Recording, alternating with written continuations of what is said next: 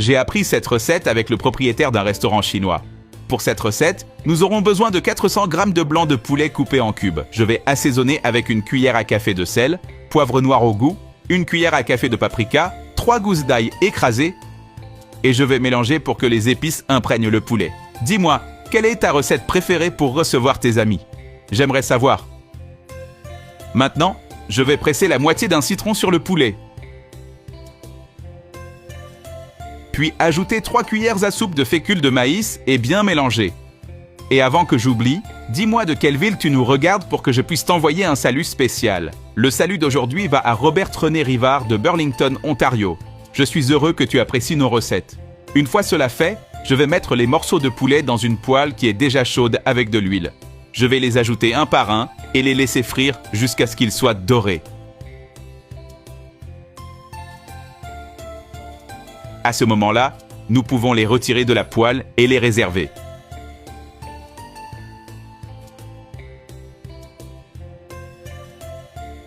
Maintenant, dans une autre poêle, je vais ajouter 6 cuillères à soupe d'huile, 4 gousses d'ail hachées et les laisser frire pendant 1 minute. Puis, j'ajouterai 3 œufs. Je casserai les jaunes et les ferai frire.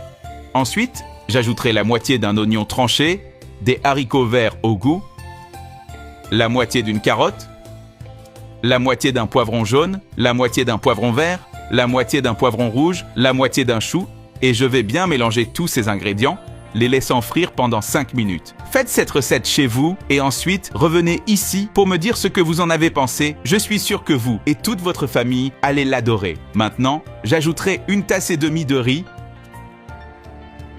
du sel au goût, une pincée de sucre, 8 cuillères à soupe de sauce shoyu et je vais bien mélanger le tout. Ce riz a beaucoup de succès chez moi. Chaque fois que je le fais, il ne reste rien. Il est vraiment délicieux. Enfin, je vais mettre le poulet dans la poêle.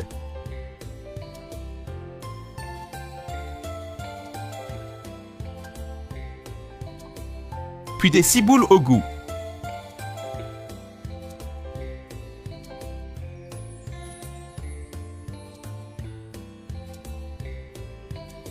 Et bien mélanger le tout.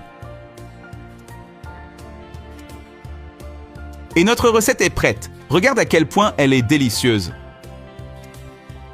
Je suis sûr que vous allez l'adorer et vouloir la refaire chez vous.